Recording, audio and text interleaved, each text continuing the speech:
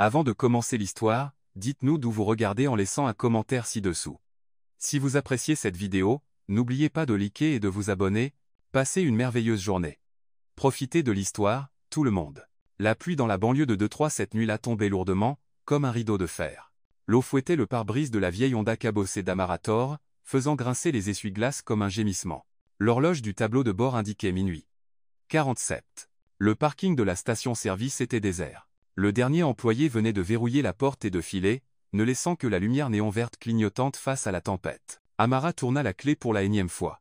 Le moteur rugit, toussa, puis s'éteignit. « Non, ne fais pas ça. » murmura-t-elle, pressant son front contre le volant, en sanglots.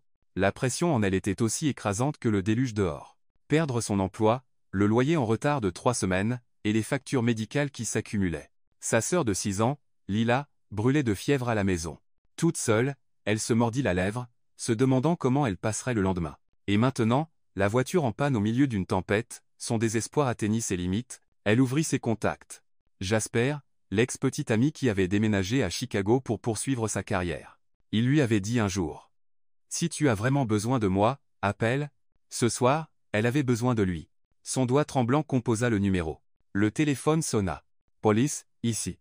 Décrivez votre situation. » Une voix masculine profonde, ferme, mais étrangement enjouée, résonna. Amara se figea, jetant un œil à son écran. Oh non! Elle s'était trompée de numéro. Le dernier chiffre du numéro de Jasper était un 4, mais elle avait appuyé sur 7. Désolé, mauvais numéro, balbutia-t-elle rapidement, ravalant ses larmes. Yé raccroche. Attendes. La voix à l'autre bout baissa, douce, mais résolue. Vous allez bien? On dirait pas quelqu'un qui s'est juste trompé de numéro. Elle serait dit. Est-ce qu'il vient de m'appeler bébé? Sa façon de parler était bien trop naturelle. Je vais bien. La voiture est en panne sur le parking de la station-service. Je vais bien. Bien. Pourtant, on dirait que vous pleurez. L'inconnu marqua une pause, puis ajouta, mi-sérieux, mi-plaisantin, vous êtes sûr que vous n'avez pas besoin d'une assistance policière? La blague inattendue fit éclater Amara dans un rire étouffé, à moitié brisé, à moitié amusé. Elle ne se souvenait même plus de la dernière fois qu'elle avait ri. Mon Dieu, qui êtes-vous? Ezra, répondit-il simplement. Et vous, Amara? Très bien, Amara. Maintenant, écoutez-moi. Verrouillez vos portes à nouveau. Allumez la lumière de l'habitacle et n'ouvrez pas cette porte à quelqu'un que vous ne connaissez pas. Où êtes-vous exactement? Amara resta silencieuse, sa main serrant son téléphone plus fort. Un inconnu au milieu de la nuit, peu importe à quel point sa voix semblait chaleureuse. Et si c'était un piège? Comme s'il lisait dans ses pensées, Ezra poursuivit, calme et décidé.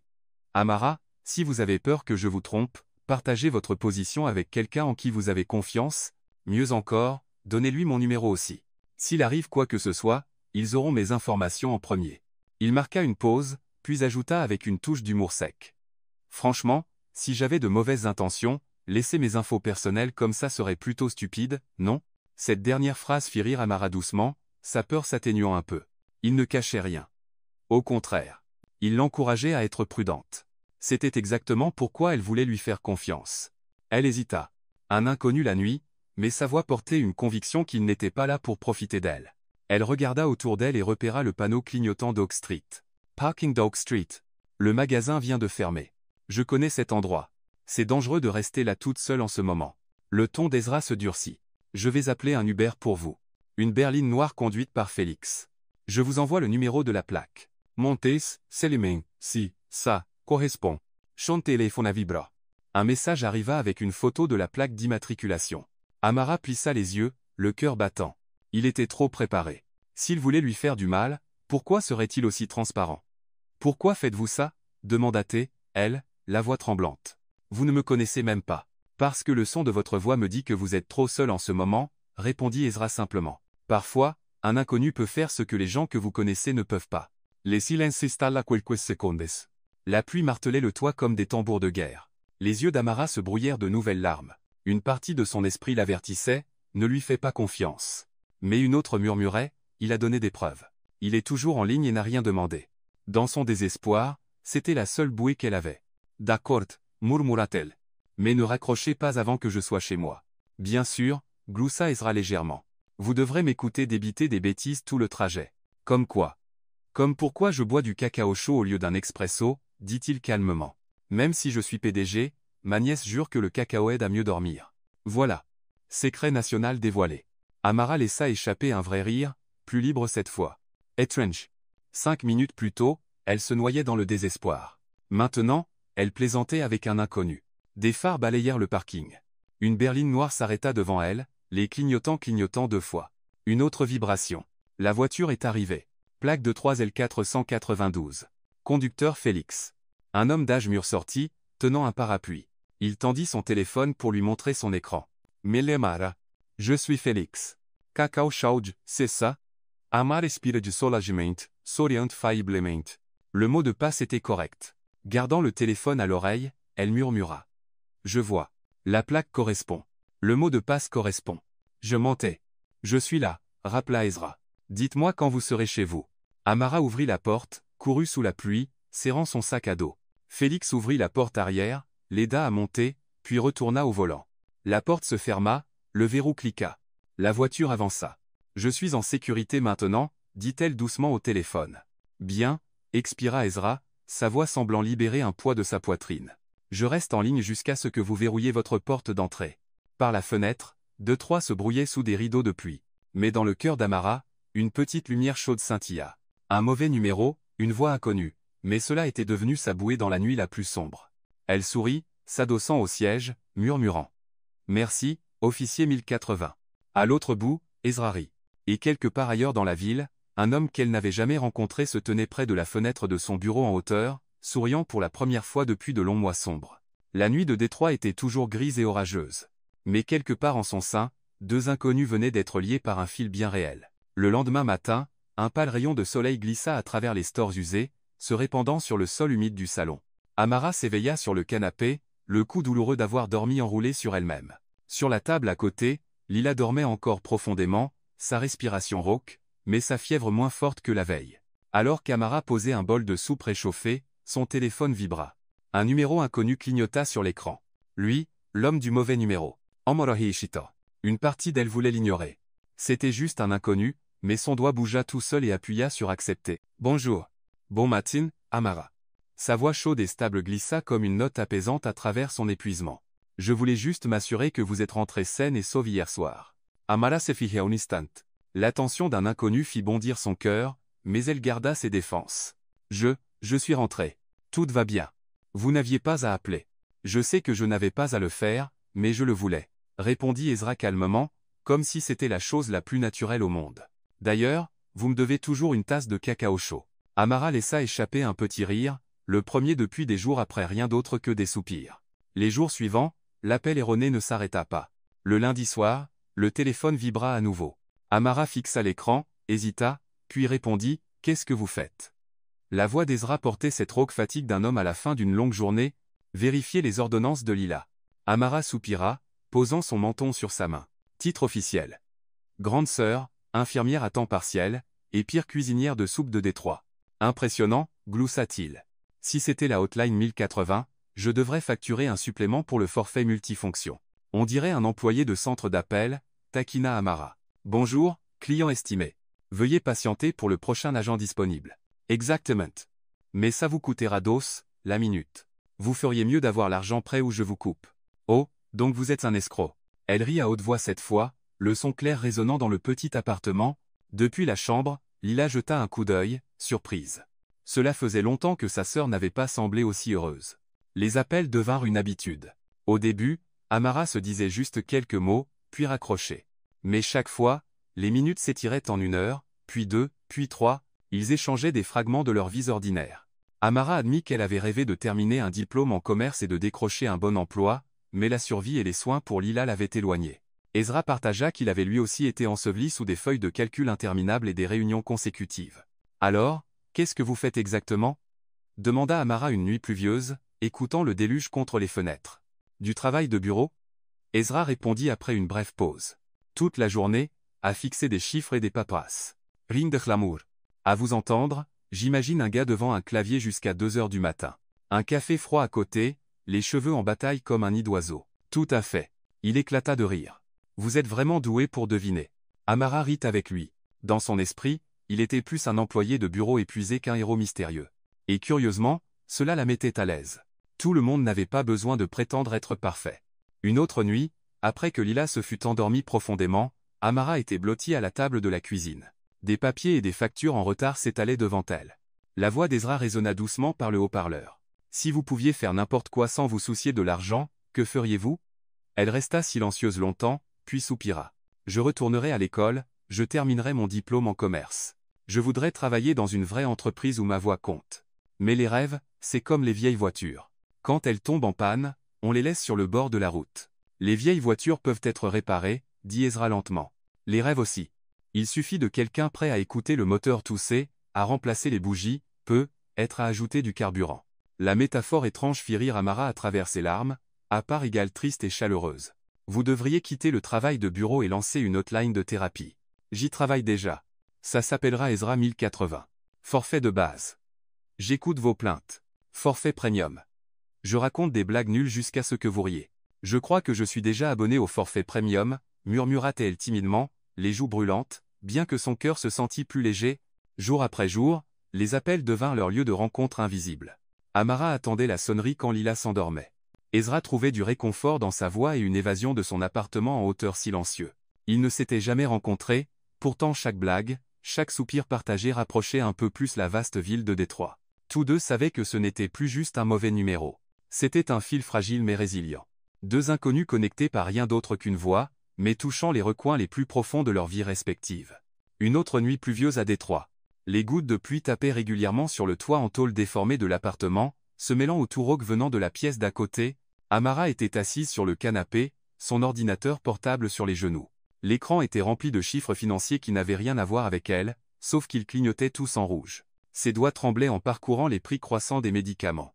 Dans la chambre, la fièvre de Lila s'était calmée pour l'instant, grâce au dernier antipyrétique de la maison, mais Amara savait que d'ici demain, peut-être même dans quelques heures, elle remonterait, et le médicament était trop cher. Chante les fonavibra. Ezra, vous êtes encore éveillé? Sa voix résonna basse et rauque, comme s'il avait eu une longue journée, lui aussi. Quelqu'un a de l'insomnie. Elle tenta de faire passer ça pour une plaisanterie, bien que sa gorge fût serrée. En fait, je calcule les frais médicaux de Lila. Il y eut un silence à l'autre bout. Puis la voix d'Ezra s'adoucit. Racontez-moi. Amara se mordit la lèvre. Depuis qu'elle avait rencontré cet inconnu par une voix, elle avait déjà partagé plus qu'elle n'aurait jamais cru. Mais l'argent restait honteux à admettre. Pourtant, son silence patient semblait un encouragement discret. Les médicaments de Lila. Ils sont trop chers. L'assurance ne les couvre pas. J'ai tout essayé, mais... Elle expira, sa voix se brisant. Je déteste le dire à haute voix. J'ai l'impression de me plaindre. Non. La réponse d'Ezra était ferme. Vous ne vous plaignez pas. Vous vous battez. C'est différent. Les mots firent piquer les yeux d'Amara. Personne n'avait qualifié ses efforts de combat depuis très longtemps. Le lendemain, Amara emmena Lila à la clinique Hope, un endroit modeste du quartier qui facturait encore des frais élevés pour les patients non assurés. Elle se prépara à argumenter, supplier, plaider pour un plan de paiement. Mais le médecin qui les reçut était un homme d'âge moyen aux cheveux poivre et sel et au sourire doux. « Bonjour, vous devez être Lila. Il se pencha gentiment. On m'a parlé de votre cas. Ne vous inquiétez pas, nous nous occuperons de tout. » Parler? Amara cligna des yeux. « Mais je n'ai rien enregistré.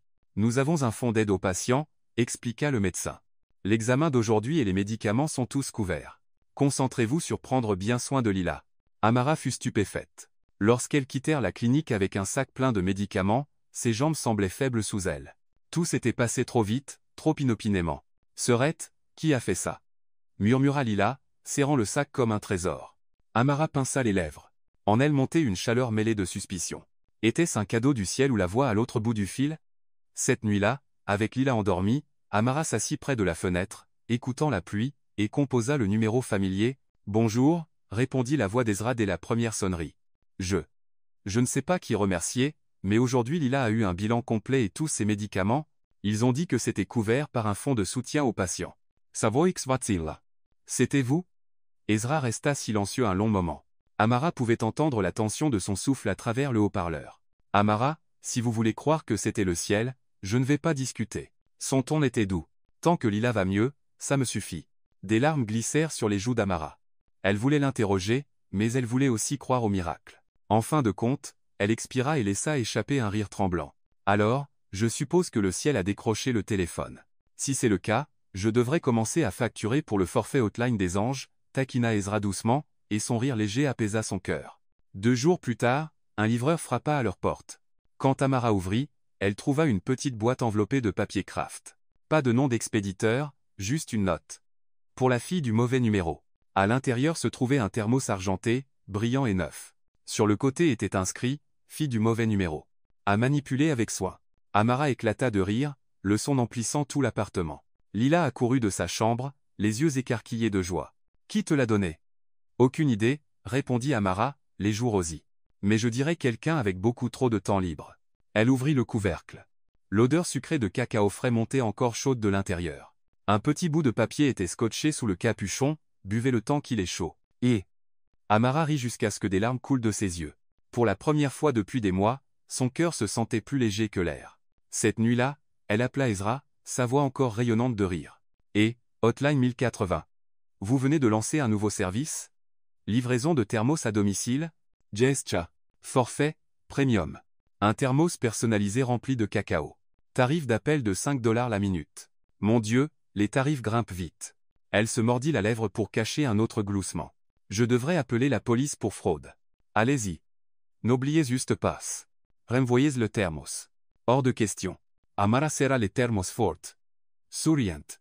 Ils rirent tous les deux, leur voix se mêlant au son de la pluie dehors, comme une mélodie joyeuse contre le poids de la vie. Plus tard cette nuit, après que Lila se fut endormie profondément, Amara s'assit seule sur le canapé, le thermos à côté d'elle. Elle but une gorgée de cacao, une chaleur se répandant dans sa poitrine. Les mots filles du mauvais numéro brillaient faiblement sous la lumière de la lampe. Elle ne savait pas vraiment qui était Ezra, comment il vivait, ou ce qu'il faisait pour vivre. Mais au milieu de ces journées épuisantes, sa voix autrefois étrangère était devenue un réconfort constant. Et ce petit cadeau idiot, aussi modeste soit-il, lui donnait le sentiment qu'elle n'était plus seule dans la lutte. Amara appuya sa tête contre le coussin et murmura, « Peu, être que les anges n'ont pas d'ailes. Peu, être qu'ils ont juste des voix chaleureuses et des blagues nulles. » De l'autre côté de la ville, Ezra posa son téléphone sur une table en verre, regardant la tempête. Un sourire tira sur ses lèvres, la première fois depuis longtemps qu'il ressentait quelque chose proche de l'espoir. Une semaine plus tard, Amara se tenait devant la Summit Tower. Le soleil matinal se reflétant sur ses immenses murs de verre, la fit cligner des yeux. Ce n'était pas juste un immeuble de bureau.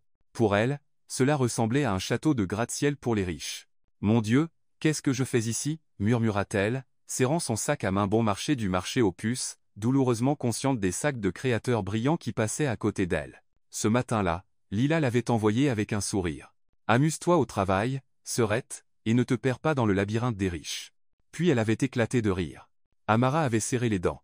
Seule une vraie sœur pouvait être aussi impitoyable. Elle prit une longue inspiration avant de pousser la porte vitrée.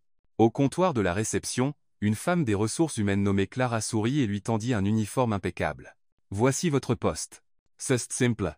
Accueillez les invités, répondez aux appels, donnez des indications. Ne vous inquiétez pas, vous prendrez vite le coup. » Amara hocha la tête, le cœur battant comme un tambour. Ce n'était pas juste un emploi. C'était une chance.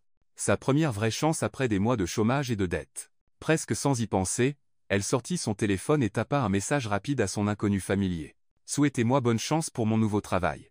Attendez, en fait, je suppose que je me le souhaite à moi-même. » Elle envoya et rougit immédiatement. Pourquoi partageait-elle cela avec quelqu'un qu'elle n'avait jamais rencontré? L'écran s'alluma quelques secondes plus tard. « Tu vas être génial. Fais-moi confiance. » Amara fixa les mots, et soudain la moitié de son anxiété s'évanouit. « Fais-moi confiance. » 3 mots simples, pourtant ils semblaient comme des bonbons fondants, doux et apaisants au creux de son estomac. Sa première journée fut une expérience chaotique. Un client japonais qui ne parlait pas anglais lui tendit une carte froissée. Une femme blonde cria parce que la machine à café du 12e étage était en panne, comme si c'était la faute de la réceptionniste. Puis un stagiaire perdu demanda « Où est la salle 1502 ?» Dans une tour qui n'avait que 40 étages. À l'heure du déjeuner, Amara était épuisée, affalée sur sa chaise avec un soupir. Instinctivement, elle envoya un texto à Ezra. Être réceptionniste, c'est comme gérer un aéroport international. La seule différence, c'est que je n'ai pas de haut-parleur. La réponse arriva instantanément. Si tu en avais un, que dirais-tu? Amara ricana, ses pouces volants. Attention, passagers, femme blonde du 12e étage, veuillez embarquer pour votre vol vers la planète Mars, et n'oubliez pas d'apporter votre café. Un émoji riant répondit. Les jours suivants, l'habitude s'installa. Salutations matinales. Mise à jour sur le chaos du déjeuner, vœux de bonne nuit. Amara commença à voir les textos d'Ezra comme de petites doses de vitamines pour son esprit. Quand elle se plaignit qu'un client grossier l'avait presque fait pleurer, il écrivit « Ne laisse personne ternir l'éclat de la réceptionniste étoile montante de Summit Tower ». Quand elle envoya une photo secrète de sa boîte à déjeuner bon marché, il répondit « Et, ton sandwich à $2 a l'air bien meilleur que le steak à $200 que j'ai mangé dans un endroit chic ». Amara rit si fort qu'elle faillit se faire prendre à envoyer des textos, sous le bureau. Un soir après son service, elle marcha vers l'arrêt de bus. L'horizon de Détroit scintillait de lumière, le vent humide de l'air nocturne. Son téléphone vibra. Tu es fatiguée? Elle s'appuya contre un lampadaire, souriant. Fatiguée, mais heureuse. J'ai l'impression de poser enfin le pied sur le premier barreau de l'échelle. Cette fois, Ezra appela au lieu d'envoyer un texto. Sa voix grave portait une tendresse à laquelle elle n'était pas habituée. Je savais que tu y arriverais. Honnêtement, t'entendre parler de ta première journée me donne l'impression de repartir de zéro, moi aussi. Amara resta silencieuse, son cœur tremblant, un inconnu, pourtant la faisant se sentir moins seule. Tu sais, rit-elle pour masquer l'émotion. Ta voix commence à ressembler à celle d'un coach de motivation à la radio. Alors demain, je devrais facturer un supplément. Forfait coach spirituel premium à $3 la minute. Mon Dieu, tu as plus de forfait d'abonnement qu'une compagnie de téléphone. Amara secoua la tête, riant. Ces conversations évoluèrent progressivement au-delà des plaisanteries ou des défoulements. Chaque message portait une touche de soin délicat, un peu de chaleur timide, des fragments de sentiments non nommés. Une nuit, pendant que Lila dessinait dans sa chambre, Amara tenait son thermos fille du mauvais numéro sur le balcon et envoya un texto à Ezra. « Tu penses qu'un mauvais numéro pourrait devenir une habitude comme ça ?» Il répondit après une pause, « Un numéro, mais si je pouvais, je voudrais que ça devienne une habitude pour la vie. » Amara se figea, fixant l'écran. Une bruine brumeuse tombait, et les lampadaires se brouillaient. Son cœur manque combattement. Elle tapa avec des doigts tremblants. « Et, tu flirtes? Qui sait ?» La réponse arriva avec un émoji clignotant. Amara éclata de rire, pressant le thermos chaud contre sa joue rougie. Sur son côté, les mots filles du mauvais numéro brillaient doucement sous la lumière du balcon. Cette nuit-là, même après que les lumières furent éteintes et que Lila dormait, Amara resta agitée. Le dernier message d'Ezra brillait encore dans son esprit. « Je voudrais que ça devienne une habitude pour la vie. » Elle sourit dans l'obscurité. Un inconnu sans visage, existant seulement par une voix et une série de textos, était devenu son soutien le plus fort dans ce chapitre difficile de sa vie. Juste avant que le sommeil ne la réclame, elle murmura « Peut être un mauvais numéro, mais juste pour toute une vie. » Un matin frais à Détroit. La Summit Tower se dressait comme une aiguille d'acier, perçant les nuages gris. Amara entra dans le vaste hall vitré, vacillant légèrement dans les talons aux empruntés à sa voisine. Elle avait l'impression de marcher sur une corde raide. Ce matin-là, Clara avait appelé. Réunion du conseil aujourd'hui. Beaucoup d'invités importants. Soyez prête à les accueillir. Amara avait failli laisser tomber son badge de personnel sous le coup de la panique. Ok, restez calme. Tu es la réceptionniste. La déesse de la réception, murmura-t-elle à elle-même, insufflant du courage dans sa poitrine. À 9 heures précises, les portes de l'ascenseur s'ouvrirent. Un groupe de personnes en sortit, costumes impeccables et chaussures cirées. Au milieu d'eux se tenait un homme grand aux épaules larges, et aux cheveux noirs soigneusement coiffés. Sa démarche était calme, mais son regard perçant fit taire tout le hall. Amara baissa la tête en une révérence polie et se tourna pour retourner à son bureau. Quand cette voix? Le dossier de Lee sera reporté à la semaine prochaine, et je veux le rapport matinal avant 10 à 7 heures. Le cœur d'Amara bondit violemment. Cette voix, trop familière, trop proche. Elle leva les yeux. L'homme s'arrêta, se tourna, et leurs regards se croisèrent. Une seconde, 2, 3. Le monde se figea. Sa bouche s'ouvrit. C'était lui. Ezra, l'homme qui lui avait parlé nuit après nuit. Celui qui lui avait envoyé le thermos fille du mauvais numéro. Sauf que le badge épinglé à la poche de son costume indiquait clairement. Ezra Cole, PDG, Amara Reculantituant, la Poitrineo Lureus. Donc, tout n'avait été qu'un mensonge. Elle pensait avoir partagé ses confidences avec un employé de bureau ordinaire, mais en réalité, c'était le PDG de la tour lui-même, un homme qui pouvait acheter le monde sans ciller. Amara? La voix d'Ezra se brisa. Son expression était celle d'une surprise stupéfaite. Vous, c'est vous. Sa voix tremblait. Vous êtes Ezra Cole. PDG Ezra Cole. Son assistant haussa un sourcil, regardant entre eux. L'air dans le hall se tendit comme une corde d'arc. Amara secoua la tête, mélange de colère et d'humiliation. Donc, tout ce temps, vous m'avez caché la vérité. Vous m'avez écouté parler de dettes, de médicaments, de mes larmes, pendant que vous étiez là, au dernier étage de cette tour avec un empire entre vos mains. Ce n'était pas comme ça. Ezra fit un pas en avant, mais elle recula. Alors quoi? Un passe-temps? Discuter avec une fille désespérée qui a composé le mauvais numéro pour tuer votre ennui? Amara força un rire amer, bien que ses lèvres tremblaient, les yeux d'Ezra piquaient. Il ouvrit la bouche, mais dans sa colère, Amara lâcha. Je suppose que j'étais assez stupide pour faire confiance à M. Mauvais numéro. Tout le hall devint silencieux. Puis des dizaines de regards se tournèrent vers elle. L'assistant d'Ezra se figea, puis se pencha sur son iPad, les épaules secouées alors qu'il essayait de ne pas rire, s'étouffant presque. Le visage d'Ezra pâlit, bien que le coin de sa bouche tressaillit comme s'il ne savait pas s'il devait rire ou courir après elle. Amara, s'il vous plaît, écoutez-moi. Sa voix était désespérée, mais le visage d'Amara brûlait de honte. Mon Dieu, tout le bâtiment va probablement m'appeler la réceptionniste Miss Mauvais Numéro désormais. Sans réfléchir, elle se précipita derrière le bureau et attrapa son sac.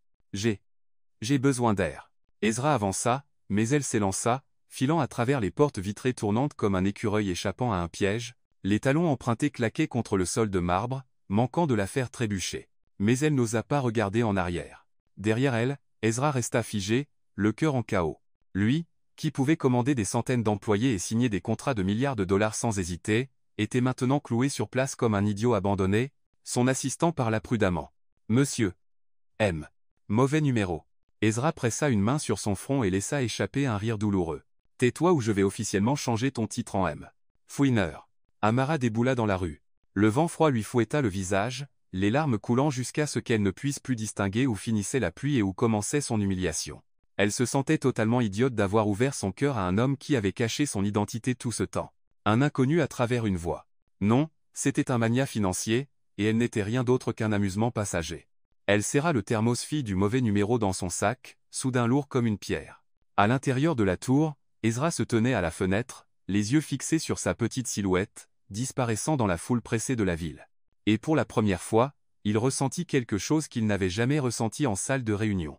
Qu'un contrat pouvait attendre, mais qu'une femme ne le pouvait pas. Il murmura pour lui-même un serment plus que des mots. Amara, je te ferai comprendre. Je n'ai jamais, pas une seconde, joué avec toi. Amara n'avait jamais éteint son téléphone, autant de fois en une journée. Du matin au soir, l'écran s'allumait encore et encore avec le nom d'Ezra, mais elle refusait obstinément de répondre. Son cœur battait à chaque fois, pourtant son esprit criait « Non. Il t'a dupé, Amara Tors. Ne sois pas si facile. » Le troisième jour, quand sa boîte de réception professionnelle vibra avec un nouvel email, elle faillit renverser son café sur le clavier d'Ezra Cole. Objet, concernant les procédures d'accueil des invités et quelques autres choses. Amara déglutit fort, le pouls accéléré. Elle ouvrit, les yeux parcourant rapidement. Amara, tout d'abord, merci d'avoir si bien géré l'accueil des invités la semaine dernière.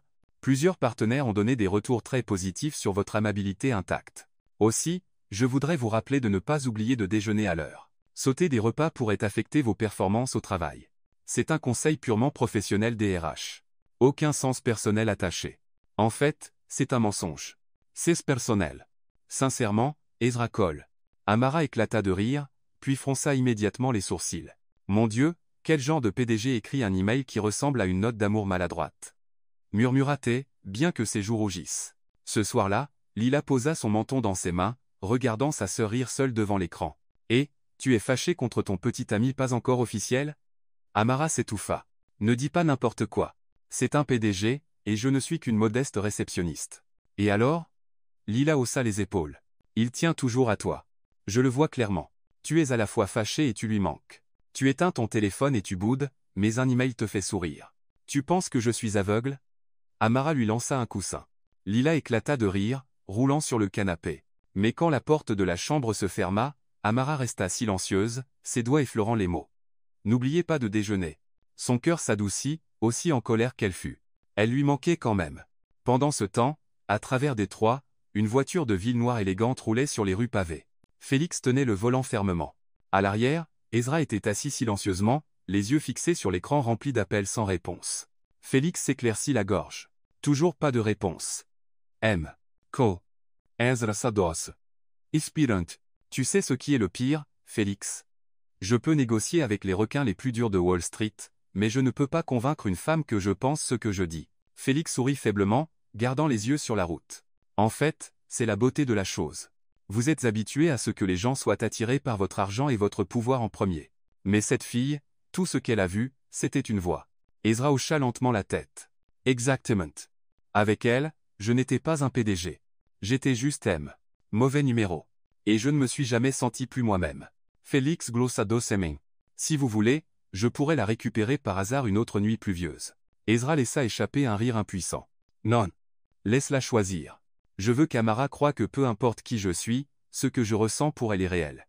Dans le rétroviseur, Félix aperçut une rare vision, son patron, souriant faiblement, mais avec une inquiétude voilant les yeux de l'homme le plus puissant de la ville. Cette nuit-là, Amara se tournait et se retournait dans son lit. Son téléphone reposait juste à côté de son oreiller, son écran noir et silencieux. Elle était en colère mais agitée. Les mots de Lila de tout à l'heure tournaient dans son esprit, ton petit ami pas encore officiel. Elle murmura dans l'obscurité. M, mauvais numéro. Tu m'as complètement bouleversé. De l'autre côté de la ville, Ezra était assis seul dans son penthouse froid, la lumière jaune de la lampe étirant son ombre sur le mur. Il ouvrit son ordinateur portable, le curseur clignotant sur un email vierge. Lentement, il tapa. Amara, je ne m'attends pas à ce que vous me pardonniez tout de suite. J'espère seulement que vous croyez que tout ce que j'ai dit, chaque appel, chaque rire était réel. Si vous pouvez me donner une chance d'expliquer, pas en tant que PDG, mais en tant qu'homme qui est tombé amoureux de votre voix. Il resta longtemps à fixer les mots. En fin de compte, il ne l'envoya pas. Au lieu de cela, il tapa un court message. Bonne nuit, fille du mauvais numéro. De l'autre côté, Amara vit le texto. Son corps s'emballe. Elle fit la moue, à moitié agacée, mais incapable de s'empêcher de sourire. L'après-midi de Détroit scintillait sous le soleil, mais l'estomac d'Amara se nouait. Dans ses mains reposait une épaisse carte d'invitation, ornée de lettres dorées. Gala de charité de la Fondation Summit. Expéditeur, Ezra Cole. Elle avait hésité pendant 3 jours. Si elle y allait, elle risquait de devenir une risée. Si elle n'y allait pas, eh bien, elle ressentait une pointe de déception. En fin de compte, Lila avait rendu le verdict. Serette, il t'a envoyé l'invitation personnellement. Ne pas y aller serait un gâchis total de la robe que j'ai dénichée dans le tas de dons de friperie la semaine dernière. Amara gémit, fixant la robe bleu marine suspendue à côté. Elle était simple, un peu trop longue à l'ourlet, mais intacte. Elle soupira. D'accord, mais souviens-toi, si je suis tellement gêné que je veux me cacher dans le sol, c'est entièrement de ta faute. Ce soir-là, le hall de l'hôtel Grand Horizon ressemblait à une scène tout droit sortie d'un film hollywoodien. Des lustres en cristal éblouissant, un groupe de jazz en direct, des robes scintillant comme des étoiles, et les rires cristallins de l'élite de la ville. Amara entra, les cœurs battants.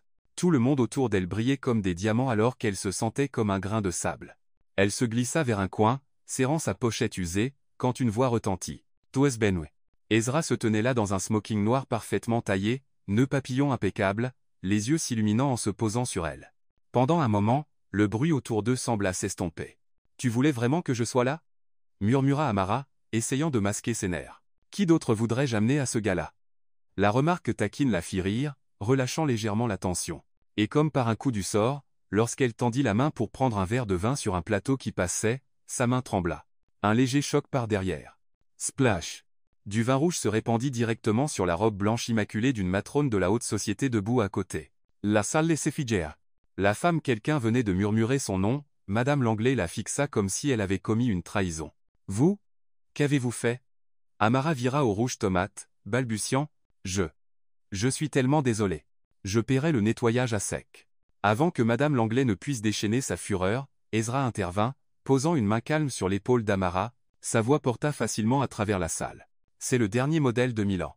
L'édition éclaboussure rouge. Surpris que vous n'en ayez pas encore entendu parler? Un rire ondula à travers la foule.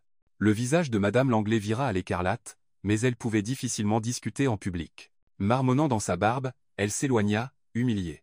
Amara fixa Ezra, les yeux écarquillés. « Tu viens de me sauver? Te sauver ?» Il haussa les épaules. « Je viens de faire de toi une icône de la mode. Demain, la moitié de la ville éclaboussera du vin sur leur robe pour rester à la mode. » Amara éclata de rire, manquant de s'étouffer avec sa boisson. Mais même si Ezra transformait le désastre en comédie, Amara pouvait encore entendre les chuchotements derrière elle. Qui est-elle? Cette robe seule crie qu'elle est hors de son élément. J'ai entendu dire qu'elle n'est qu'une réceptionniste à Summit Tower. Les regards scrutateurs lui brûlaient le dos. Elle voulait se glisser sous une table.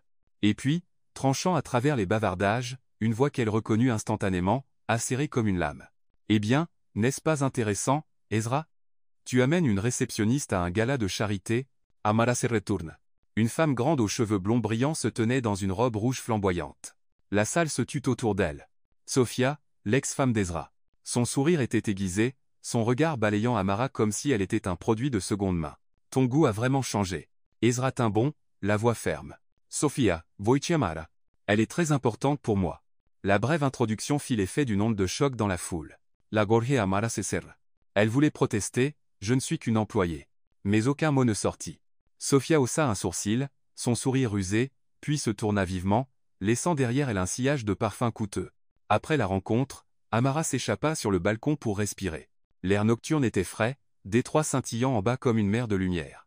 Pourtant, sa poitrine semblait lourde. Yanae pas ma platza itse. Ses robes scintillantes, ses regards moqueurs, même Sofia, je ne suis qu'une étrangère. Ezra la suivit, posant son verre sur la balustrade. Ça va?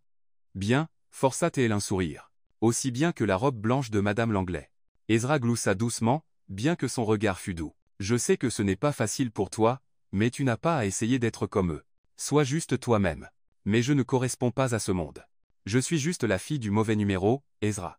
Il resta silencieux un moment, puis se pencha plus près, la voix ferme. Et tu es la seule personne dans cette salle que je voulais à mes côtés. Son cœur manqua un battement, les mots résonnant profondément en elle.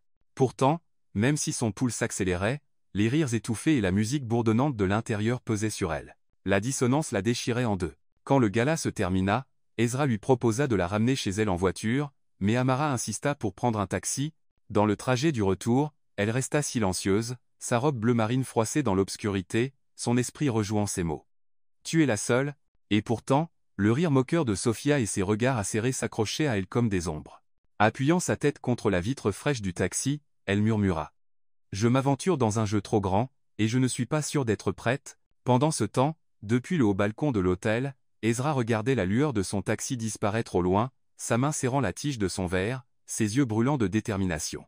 Si tu crois que tu n'as pas ta place dans ce monde, alors je ferai en sorte que ce monde t'appartienne. Detroit s'illumina pour la nuit, les rues bourdonnant sous l'éclat des lumières ambrées. Amara marchait rapidement sur le trottoir, son cœur encore troublé après le gala de charité. Sur son téléphone, un message non lu d'Ezra restait. Je sais que je te dois une explication, donne-moi une chance de dire la vérité. Demain soir, 10 à 9 heures, Antonio's Italien sur Pine Street. Si tu ne viens pas, je resterai assis là jusqu'à ce qu'il ferme. Elle avait voulu l'ignorer.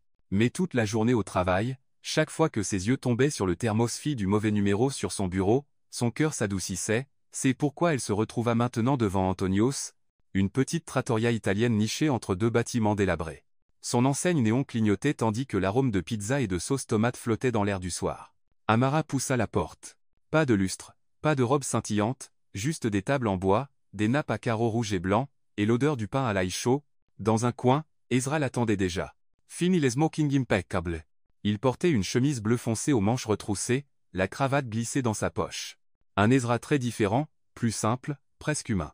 Il bondit sur ses pieds en la voyant, son sourire teinté d'une pointe de maladresse. Toes Benway. Je suis seulement là pour entendre ton explication, dit Amara, croisant les bras, gardant ses défenses. Et je te dirai tout, dit Ezra, faisant signe au serveur. Mais d'abord, commandons une pizza. Si nous allons partager des secrets, autant avoir du fromage et du vin comme témoins. La phrase était assez ludique pour tirer un coin de ses lèvres vers le haut, bien qu'elle se forçât rapidement à redevenir sérieuse. Avec le vin rouge scintillant à la lueur des bougies, Ezra prit une profonde inspiration et commença, tu sais, les gens me regardent et voient un PDG, quelqu'un qui a plus qu'il n'en aura jamais besoin. Mais la vérité, c'est que j'ai commencé avec rien.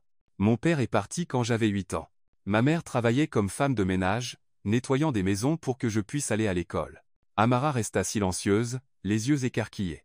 J'ai fait des jobs de plongeur, garé des voitures, livré des journaux.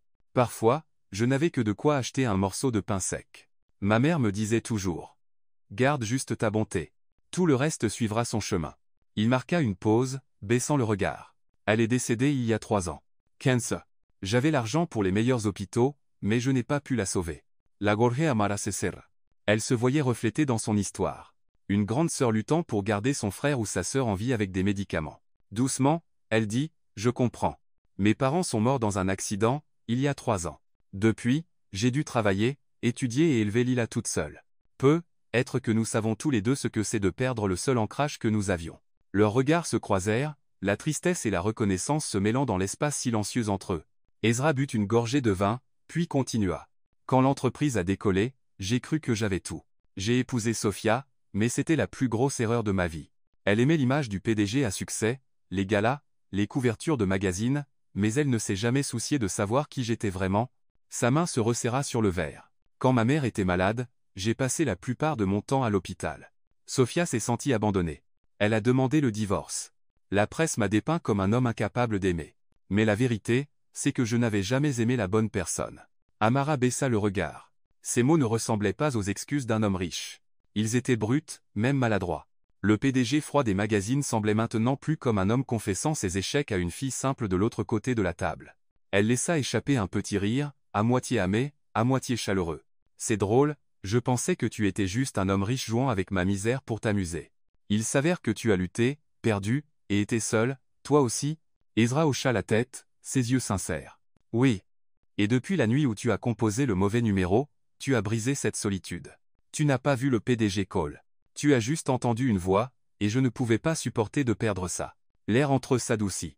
Le serveur arriva avec une pizza fumante, le fromage bouillonnant doré. Amara prit sa fourchette, mais Ezra sourit. Fourchette et couteau pour une pizza? Allez. C'est un resto italien familial, fille du mauvais numéro. Elle rit, déchirant une part avec ses mains. Pour la première fois depuis des semaines, elle se sentait à l'aise, comme si elle partageait un dîner avec un ami, pas un puissant exécutif.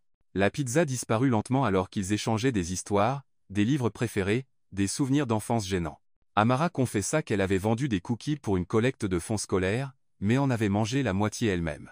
Ezra s'esclaffa presque, admettant qu'à 16 ans, il avait falsifié la signature de sa mère juste pour obtenir un travail à temps partiel. Enfin, il ne restait qu'une part, petite et gluante de fromage. Tous deux tendirent la main en même temps. « C'est à moi !» cria Amara. « Non, à moi. Privilège de PDG. » La dernière part, taquina Ezra. PDG gourmand. Retail, tirant vers elle. Il tint bon, tirant en arrière, leurs regards verrouillés, des sourires tirant sur leurs lèvres.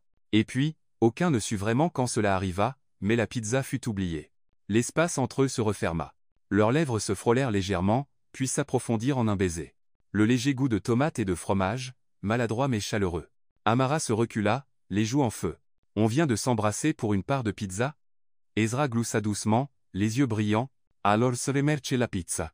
Elle est plus intelligente que moi.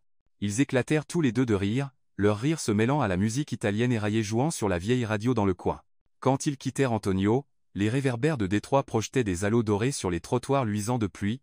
Ezra la raccompagna à un taxi, tenant la porte ouverte, son regard s'attardant. « Je ne promets pas d'être parfait, mais je promets que tout ce que tu as vu ce soir, mon enfance, mes erreurs, mon chagrin, c'est le vrai moi. » Amara resta silencieuse, mais alors que le taxi s'éloignait, elle se retourna, murmurant « Merci d'avoir été honnête. » Ezra resta à regarder jusqu'à ce que la voiture disparaisse, l'espoir gonflant dans sa poitrine.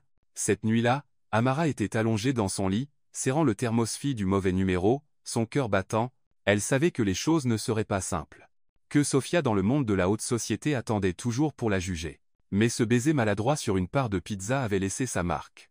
Pour la première fois depuis des années, elle s'autorisa à espérer quelque chose de différent. Et Ezra, seul dans son vaste pantouse, sourit doucement pour lui-même. Pour lui, ce baiser n'était pas juste une émotion passagère. C'était un serment silencieux. D'un mauvais numéro, il pouvait écrire toute une histoire juste. Lundi matin, dès qu'Amara entra dans la Summit Tower, elle sentit que quelque chose n'allait pas. Les collègues étaient regroupés autour de leur téléphone, chuchotant, la regardant avec un mélange de curiosité et de pitié. Clara, la responsable RH, se précipita, le visage tendu. « Amara, ne fais pas attention. Les tabloïds s'en prennent encore avec leurs gros titres minables. » Le cœur d'Amara battit fort. Elle arracha un journal du comptoir de la réception. Les lettres en gras criaient sur la couverture. La nouvelle petite amie du PDG Ezra Cole n'est qu'une réceptionniste qui a composé le mauvais numéro. Chercheuse d'or ou romance de contes de fées? En dessous, une photo floue, elle et Ezra sortant du restaurant italien Antonio's la semaine dernière, souriant comme des idiots. L'article ajoutait de l'huile sur le feu. Des sources affirment que cette pauvre fille exploite la pitié du PDG pour grimper dans une nouvelle vie. Une chaleur envahit le visage d'Amara. Ses mains tremblaient en froissant le papier. Chaque mot coupait son orgueil comme un couteau. Cet après-midi-là, elle était recroquevillée dans son petit appartement, serrant un coussin, regardant par la fenêtre brouillée par la pluie. L'article s'était déjà répandu en ligne. De vieilles connaissances lui envoyaient des textos, à moitié curieuses, à moitié critiques. Ils ont raison. Je n'ai pas ma place dans ce monde. Je ne suis qu'un divertissement. Elle se leva soudainement, attrapa une petite valise, et commença à y entasser des vêtements. La pensée jaillit, Quitte le travail. Quitte Ezra. Quitte tout. Puis vint un martèlement à sa porte. Amara, ouvre la porte. Son cœur se serra à la voix d'Ezra. Vaten, créatela. Je ne veux plus te voir. Si tu n'ouvres pas cette porte, j'appelle un serrurier. Son ton était à moitié frustré, à moitié paniqué. Tu penses qu'un PDG ne le ferait pas vraiment? La porte s'ouvrit à la volée. Ezra se tenait là, essoufflé, les cheveux humides de pluie, un journal froissé à la main. Tu l'as lu? Il brandit le papier. Oui, et ils ont raison. Amara éclata, les yeux brillants. Je ne suis que la fille du mauvais numéro. Et toi, l'Eric Epidiji. Tout le monde pense que je t'utilise. Ezra s'avança, saisissant ses épaules. Écoute, si tu cherches de l'or, alors cette mine d'or se donne à toi volontairement. Compris? Amara se figea, puis éclata, riant à travers ses larmes. Tu as une idée de à quel point ça sonne stupide? Stupide peut être, mais honnête. Ses yeux se verrouillèrent aux siens. Tu ne prends rien de moi. C'est moi qui ai besoin de toi. Elle se détourna, la voix brisée. Mais je suis épuisé. Épuisé par les regards, les commérages, même par Sophia. À ce nom, la mâchoire d'Ezra se crispa. Sophia ne signifie rien. Elle est seulement amère parce que, pour la première fois, je suis amoureux de quelqu'un de réel. Amara resta silencieuse, son cœur encore déchiré. Juste à ce moment, la porte de la chambre grinça. Lila passa la tête, les cheveux en désordre, des taches d'encre sur la joue. Vous pouvez arrêter avec le feuilleton de 20 heures dans le salon? Je ne peux pas étudier. Amara rougit intensément. Ezra s'éclaircit la gorge, reculant d'un pas. Lila croisa les bras, fusillant sa sœur du regard. As-tu oublié qui était là la nuit où ta voiture est tombée en panne à la station-service? Qui a appelé un Uber? Qui s'est inquiété pour mes médicaments? Est-ce que les tabloïds t'ont apporté de la soupe quand tu étais malade? Amara baissa la tête. Les murs autour de son cœur têtu commencèrent à s'effondrer. Lila se tourna vers Ezra. Et toi, si tu tiens vraiment à ma sœur, sois patient. Ne la laisse pas fuir juste à cause d'articles minables. Ezra sourit doucement, inclinant la tête en un geste de gratitude. La pièce tomba dans le silence. Enfin, Amara laissa tomber la valise de sa main. Savoix-va-t-il? Je ne sais pas si je peux supporter cette pression. Ezra s'avança, prenant doucement sa main. Alors laisse-moi la supporter avec toi. Seul, c'est épuisant, mais à deux, c'est différent. Fais-moi confiance. Ses yeux brillaient de détermination, rien à voir avec le PDG froid des couvertures de magazines, c'était l'homme qui était resté en ligne pendant des heures juste pour entendre ses soupirs. Amara laissa échapper un rire tremblant, des larmes glissant sur ses joues. Mauvais numéro, tu me fais trop souffrir. Ezra se pencha, pressant un baiser sur son front. Alors laisse-moi te faire souffrir un peu plus, mais seulement le genre de souffrance qui vient avec l'amour. Marché conclu. Elle rit à travers ses larmes, se sentant plus légère qu'elle ne l'avait été depuis des jours. Depuis la chambre, Lila cria, « Dites juste oui pour que je puisse dormir. » Tous deux éclatèrent de rire, la tension se fondant en chaleur. Cette nuit-là, en raccompagnant Ezra à la porte, Amara murmura, « Je suis encore en colère, mais je vais essayer de te faire confiance une fois de plus. » Ezra serra sa main, les yeux brillants. « Une fois de plus, c'est tout ce dont j'ai besoin. Je ferai en sorte que ce soit pour toujours. » Dehors, la pluie s'était arrêtée, laissant les rues scintiller de lumières éparses comme de minuscules fragments d'espoir ravivés dans leur cœur. La pluie tombait sur Détroit comme pour laver les troubles de la ville. Les rues brillaient comme des rivières de verre, et les réverbères jaunes s'étiraient en longues traînées floues sur le pavé mouillé. À un coin familier se dressait l'appartement délabré d'Amara et Lila, son toit en tôle claquant sous les gouttes battantes. Ezra se tenait sous le petit auvent, son parapluie noir depuis longtemps retourné par le vent. Sa chemise collait à ses épaules, trempée, la cravate pendant de travers. Il n'y avait rien du PDG poli en lui maintenant, seulement un homme avec une seule pensée en tête, Amara. Il frappa à la porte. « Amara, c'est moi. » À l'intérieur, Amara soulevait une casserole de soupe du feu pour Lila quand son cœur se serra au son de sa voix. Elle hésita, déchirée. Mais finalement, elle ouvrit la porte. « Qu'est-ce que tu fais ici ?» demanda-t-elle, les bras croisés, s'appuyant contre le chambranle, la voix teintée d'une légère froideur. La pluie dégoulinait du front d'Ezra alors qu'il reprenait son souffle. « Pour dire tout ce que je n'ai pas pu dire. Si tu veux toujours que je parte après ça, je partirai. » Amara fronça les sourcils, puis tourna le dos. « Entrez. Rester sous la pluie comme ça, c'est stupide. » Ils s'assirent dans le petit salon, la lumière jaune des lampes enveloppant le vieux canapé. La toux douce de Lila depuis l'autre pièce rendait le silence encore plus lourd. Ezra prit une longue inspiration, les yeux brillants malgré sa fatigue. « Amara, je sais que tu as l'impression de ne pas appartenir à mon monde, mais écoute-moi. Je ne t'aime pas pour ce que tu es aux yeux des autres ou pour tes circonstances. Je t'aime pour toi, pour la façon dont tu prends soin de Lila, pour la façon dont tu souris même épuisé, même pour la façon dont tu m'appelles M. Mauvais numéro. Amara se mordit la lèvre. Maisto es un pedeg. Et moi? Je ne suis qu'une fille qui a composé un mauvais numéro. Les tabloïds avaient raison. Nous sommes trop différents. Ezra secoua la tête, la voix rauque. Je n'ai pas besoin de quelqu'un de convenable selon leurs critères. J'ai besoin de quelqu'un qui me voit vraiment. Et tu l'as fait dès la première nuit. Tu te fichais que je sois riche ou pauvre. Tu as juste écouté, partagé, et ri. Je ne peux pas perdre ça à cause des gros titres. Elle resta immobile, son cœur s'adoucissante. La vérité dans ses yeux ne laissait place à aucun doute. Ce n'était pas juste des mots. Des larmes glissèrent sur les joues d'Amara. Sais-tu à quel point j'ai eu peur? Peur d'être une blague, peur que tu te lasses de moi, et que je reste avec seulement l'humiliation. Ezra tendit doucement la main vers ses mains tremblantes. Je ne peux pas promettre de faire taire le monde, mais je promets de te protéger chaque jour, chaque heure, pas par culpabilité, mais par amour, parce que je t'aime, Amaratos. Son cœur s'ouvrit grand. Elle leva les yeux, humide. Tu viens de dire que tu m'aimes? Oui. Ezra sourit, la voix tremblante comme s'il craignait le rejet. Pas le PDG Ezra Cole. Juste un homme si seul qu'il s'est accroché à un mauvais numéro. Et cet homme t'a aimé dès le premier instant où il t'a entendu rire à travers tes larmes. Depuis la chambre, Lila toussa délibérément, puis cria, « Vous allez continuer à jouer un feuilleton dans le salon toute la nuit? Sortez dehors. Certains d'entre nous essaient de dormir. » Amara rit à travers ses larmes. Le regard d'Ezra resta fixé sur le sien, intense, inébranlable. Ensemble, comme tirés par un fil invisible, ils se levèrent et sortirent sous l'auvent. La pluie tombait toujours fort. Amara inclina son visage vers le haut, laissant les gouttes fraîches la laver.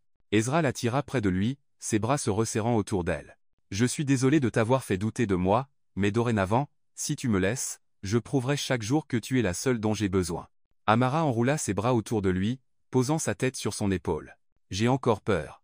Mais je te fais confiance. M. Mauvais numéro. » Ils rirent en même temps, leurs voix se mêlant à la pluie, lavant les jours de tension. Dans cet instant tendre, Ezra éternua bruyamment. Puis encore, Atchoum. Oh! Amara recula, alarmée. Mon Dieu, tu viens de faire la déclaration la plus romantique et maintenant tu ressembles à un chat mouillé qui éternue. Ezra essuya son visage, riant entre les éternuements. Si tombe malade c'est faute. Ta faute de m'avoir fait tomber amoureuse d'un PDG enrhumé. Amara se plia de rire, les larmes se mêlant à la pluie. Elle repoussa doucement ses cheveux mouillés. D'accord, je prends la responsabilité, mais si tu as le nez qui coule demain, n'attends pas de moi que j'achète des mouchoirs. Ezra sourit, les yeux brillant assez fort pour percer la tempête. Il se pencha, rien ne le retenant cette fois. Leurs lèvres se rencontrèrent sous la pluie de 2-3 douces, maladroites, parfaites. Quand ils rentrèrent enfin, trempés de la tête aux pieds, Lila se redressa avec un soupir dramatique. Eh bien, c'est réglé. Vous êtes officiellement ensemble. Je suis témoin. Amara rougit furieusement. Ezra gloussa, serrant sa main fermement. Dehors, la pluie tombait toujours. Mais dans ce petit appartement, quelque chose de nouveau avait commencé, un amour né d'un mauvais numéro, de larmes, de rires, et même de quelques éternuements incontrôlables. On en passa un clin d'œil. Les cieux de Détroit oscillaient toujours entre pluie et soleil. Mais pour Amara, chaque jour portait désormais une pièce qu'elle pensait ne jamais avoir. De la réceptionniste nerveuse qu'elle était, Amara était devenue assistante de gestion de projet à Summit Tower, elle connaissait presque chaque client par son nom, maîtrisait les procédures, et pouvait même tenir tête dans les réunions. Clara, autrefois sa manager, maintenant une amie proche et mentor, taquinait souvent, « Je savais que ton sourire t'emmènerait loin. Il a même battu celui du PDG Cole, tu sais. » Amara riait seulement, mais à l'intérieur, elle débordait de fierté. Son succès ne lui avait pas été offert en tant que petite amie du PDG. Il venait de sa propre persévérance et de ses efforts jour après jour. Pendant ce temps, Lila était plus en santé que jamais. Les toux incessantes avaient disparu, remplacées par des yeux brillants et le sourire éclatant qu'elle arborait en agitant une lettre d'acceptation, une bourse d'été pour une école d'art prestigieuse. Elle courait dans la maison, montrant fièrement chaque croquis, chaque photographie. « Regarde, sœurette, si ma première exposition est un succès, toi et Ezra devrez venir avec un énorme bouquet. Promis ?» Amara serra sa petite sœur fort, submergée d'émotion. Cela faisait si longtemps qu'elle pouvait rire si librement. La maison qu'Amara et Ezra partageaient maintenant n'était ni un pantouf scintillant ni l'ancien appartement exigu, mais une maison chaleureuse en banlieue. Dans le jardin, Lila s'occupait de pots de tomates. Dans le salon, des bougies parfumées à la vanille scintillaient doucement, les soirées résonnaient souvent de disputes ludiques. « C'est définitivement ton tour de faire la vaisselle. » Amara planta ses mains sur ses hanches, brandissant un tablier comme un drapeau. « Pas question. Je me souviens clairement que tu as perdu le pari hier, » rétorqua Ezra, son ton de PDG ressemblant plus à un écolier boudeur. Les PDG doivent aussi jouer franc jeu. Où veux-tu que je le signale à Félix et qu'il soit l'arbitre? Juste à ce moment, Félix entra avec un sac de pain. Le vieux chauffeur secoua la tête, gloussant. Vous vous disputez comme des écoliers. Donnes Moïcha. Je vais laver la vaisselle. Non, crièrent Amara et Ezra à l'unisson. Finalement, Ezra fut celui qui se retrouva à porter des gants en caoutchouc au lavabo, frottant pendant qu'Amara regardait, bras croisés, souriant triomphalement. Tu vois, même le puissant PDG perd à la fin. Félix sirota son thé, se penchant vers Lila pour murmurer, je n'aurais jamais pensé finir comme l'oncle de la maison, mais honnêtement, pour écouter ces deux-là. Se disputer pour la vaisselle salba la conduite de loin. Lila et Amara éclatèrent de rire. Ezra fit semblant de bouder, bien qu'un sourire tira sur les coins de ses lèvres. La vie ensemble ne se limitait pas aux querelles de cuisine. Certains matins, Ezra se précipitait pour préparer des documents, et Amara lui tendait un café chaud dans son thermos abîmé, celui toujours gravé de fille du mauvais numéro, sa peinture s'écaillant, il le tenait comme un trésor, souriant. Cet appel erroné m'a donné une famille. Les nuits tranquilles, ils s'asseyaient ensemble sur le porche, écoutant la pluie pendant que Lila partageait ses rêves de devenir artiste. Ezra parlait peu, se contentant de serrer doucement la main d'Amara comme pour lui rappeler qu'il ne partirait nulle part. Un soir d'automne, alors que tous trois étaient affalés dans le salon avec des boîtes de pizza éparpillées, Lila demanda soudain. « Alors, quand est-ce que vous vous mariez ?» Amara s'étouffa presque avec sa part. « Lila, quelle question ?»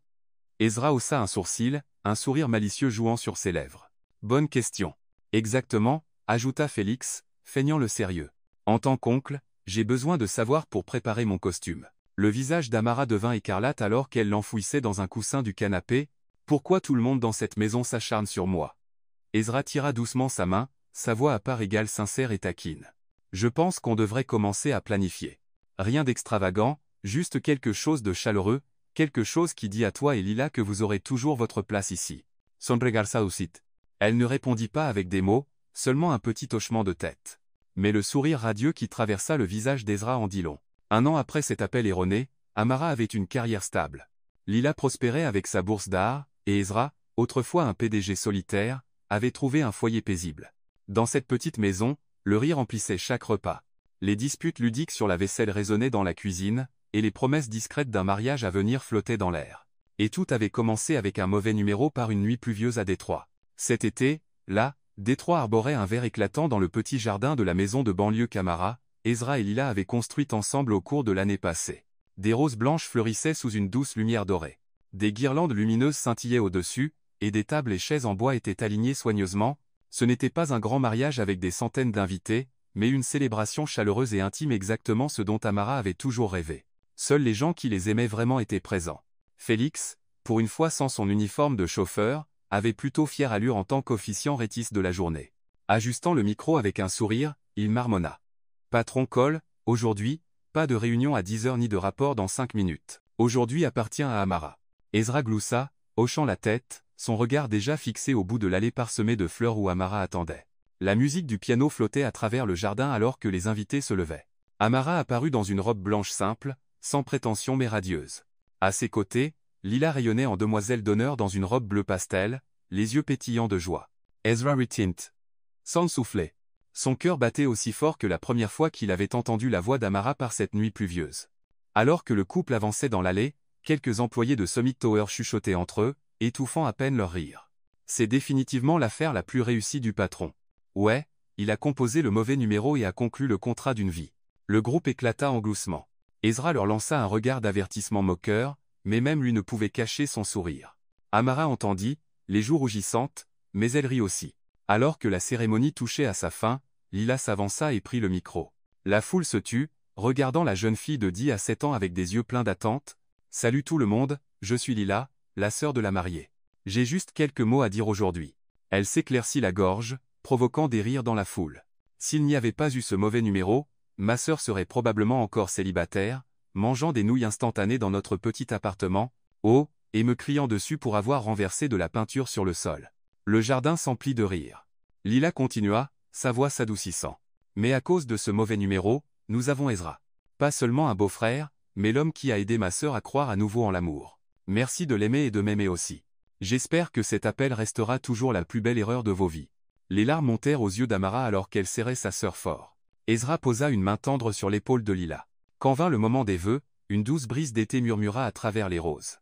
Ezra prit les mains d'Amara, sa voix grave, tremblant légèrement. Il y a un an, tu n'étais qu'une voix d'inconnu sous la pluie.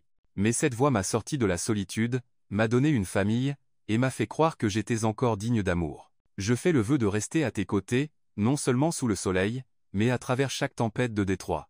Amara plongea son regard dans le sien, ses lèvres frémissant.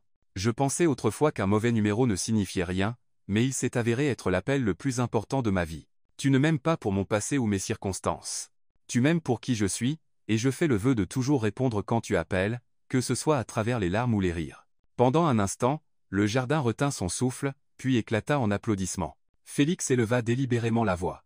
Et maintenant, Ezra, vous pouvez embrasser la mariée, mais cette fois, pas de vin renversé sur la robe de quiconque. Les invités éclatèrent de rire.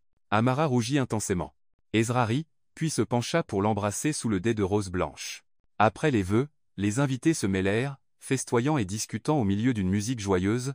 Lila tira la manche du photographe. Vite, prenez notre photo de famille. Ezra enroula son bras autour de la taille d'Amara, et Amara attira Lila près d'elle. Tous trois se serrèrent les uns contre les autres, souriant largement. La lumière dorée filtrait à travers les arbres, leurs ombres tombant sur l'herbe verte. D'un mauvais numéro par une nuit pluvieuse à une famille. La photo fut encadrée et placée dans leur salon de banlieue comme preuve d'un amour né de la plus douce erreur. Quand la nuit tomba et que les invités partirent, Amara s'assit dans le jardin, sa robe se répandant doucement sous la lueur chaude des guirlandes lumineuses. Ezra posa une main sur son épaule, Lila à leur côté, grignotant le dernier cupcake. Alors, c'est fait, sourit Amara. Non, répondit Ezra doucement. Ce n'est que le début. Le début d'un contrat à vie que je signe volontiers. Pas de signature requise, juste ton sourire. Amara rit. Lila leva les yeux au ciel avec un sourire. Vous êtes beaucoup trop romantique, mais j'aime ça. Ils rirent tous ensemble. Au-dessus d'eux, le ciel de Détroit scintillait d'étoiles, clair après la pluie. Et dans ce rire, une nouvelle famille fut écrite, née d'un mauvais numéro, scellée comme un amour pour la vie.